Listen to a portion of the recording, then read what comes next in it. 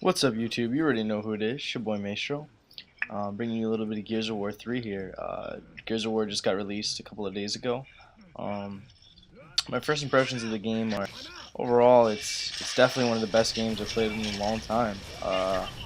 You know, a lot of the games that come out nowadays there's so much in them, and they're so complicated and overly complicated that they just end up, I guess the best way to say it is overdoing themselves. But I think Gears of War has a really good balance between, some new, fun, exciting things and keeping a lot of what made the first two Gears of War games really great as well. Um, I guess the first thing we'll talk about in terms of gameplay is how weapon balance is. Um, Weapon balance, as you can see right there, the solo shotgun is definitely, I don't want to call it overpowered because it's not really overpowered. It has a really short range. Its reload time is really long, but it's has extremely high damage. What I think the problem with the sawed-off shotgun is the type of playstyle that it encourages. It either encourages you to just sit and wait for somebody behind a corner, or either to just rush blindly into people and just fucking shoot your little shotgun and then run away. Pretty bitch style of playing, both of them if you ask me. The Nasher is definitely way more balanced, has capabilities up close and a little bit of range, and it's not always a one-hit kill unless you're like up in their grill or you have an active. And in terms of the other weapons, the Hammerburst, the Lancer, and the Retro Lancer, they all have their strengths and weaknesses. Uh, but I prefer the Hammerburst. It just suits my playstyle very well. I have a pretty quick trigger finger, a decent shot in terms of accuracy, so it's definitely the one for me. The Lancer has a very low recoil and a lot of very large clip, but its damage is kind of low. It has the chainsaw attachment, and the Retro Lancer, um, really high damage, high recoil, medium rate of fire, and it's got the bayonet attachment. Not really my type of gun. Also, I don't know. It definitely, the recoil is a lot, but it's pretty manageable. The thing I don't like about the Retro Lancer is that it's very spray happy. It encourages just kind of running into medium to close range and just kind of holding the trigger down, and just hip firing. Uh, but yeah, I haven't really ran too much problems against the Retro Lancer. Anyways, as for the maps, I would say that the maps are definitely all pretty well balanced. There are a few that stand out as maybe a little bit too big. I don't really remember the name of the one uh, that has the fucking. It's got the big cliff. I don't remember the name of it, but that one seems a little bit too open. Um, but other than that, I enjoy all the other maps. I don't really have a problem with them. And in terms of actual gameplay itself, the game is still the same game that it was a few years ago. You can rush and not really be afraid like other games. If somebody's camping, you can rush them and not just be totally at a disadvantage. Call of Duty, somebody's sitting behind a box and you rush them, you're done. In this game, somebody's sitting behind a box and you rush them, there's still a good chance that you could take them out.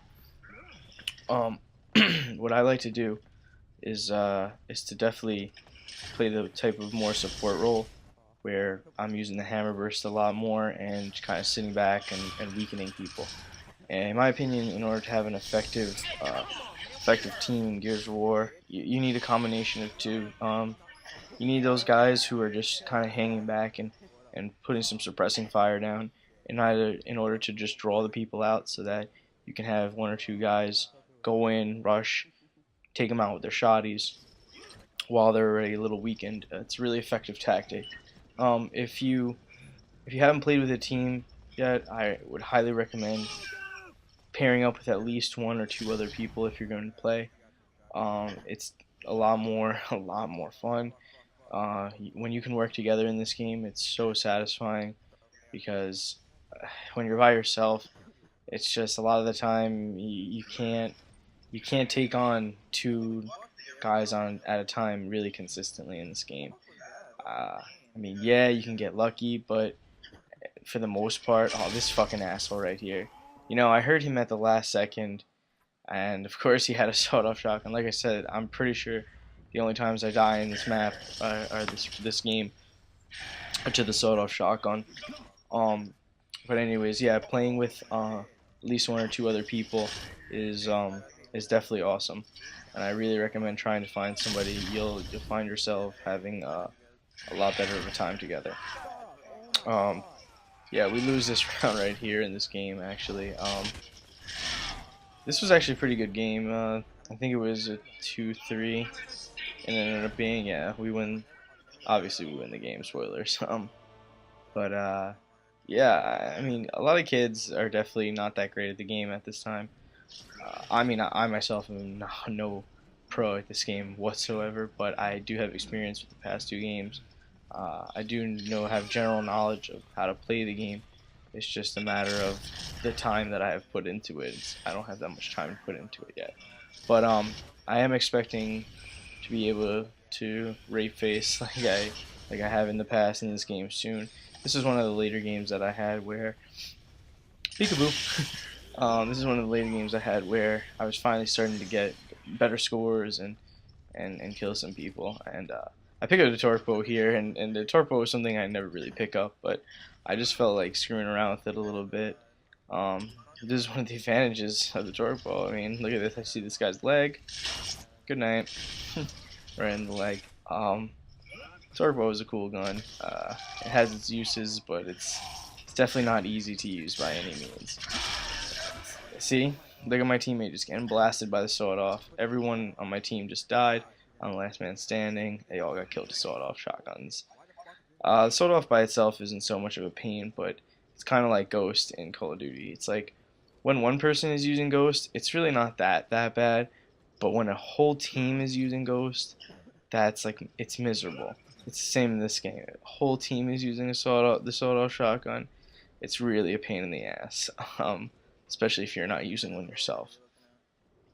Right now I'm in a 2-on-1 situation, and if I lose, then we lose, because we're playing execution, and execution goes to 3, best out of 3, or not best out of 3, but first 2-3. Sorry, yeah. I'm just kind of hanging back. I know these guys got to come to me, and I got a really nice shot there with the torque bow.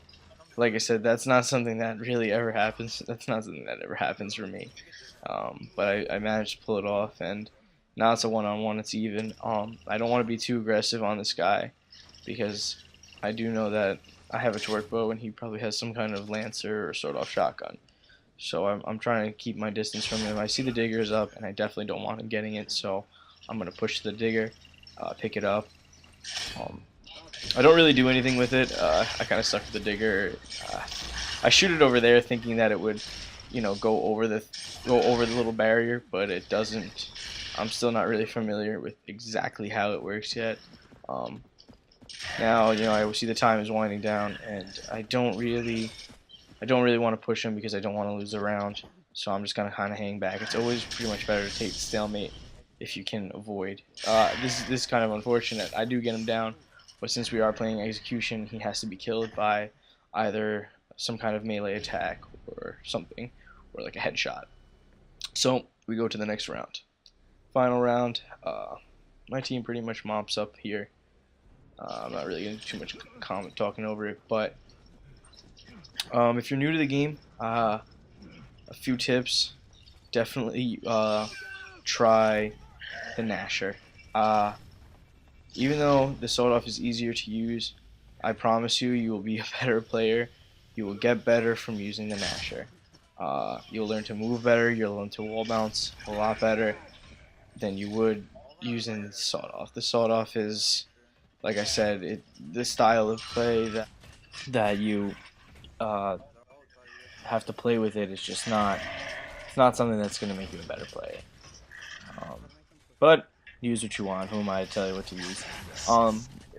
Finally, what I want to talk about in terms of the Gears of War game, horde mode. I didn't really know a lot about horde mode coming into this game, but I could say that I'm definitely pleasantly surprised. It's awesome. Really awesome. Pretty sure it goes up to 50 rounds. I only played up to like round 15. I only played like one or two games of it just to get an idea of what was in it. But there was a lot of cool stuff in it. There was upgrades. You could build spike barriers. You could upgrade those into freaking barbed wire barriers. There's turrets. There's decoys. There's all these guns, and there's a cash system that you gain from killing enemies and whatnot. Um, Definitely was sick. So yeah, guys. Hope you enjoyed this commentary. We'll be doing a couple more, posting up a couple more games of Gears of War, and yeah, maybe I'll give you guys some tip videos. Peace.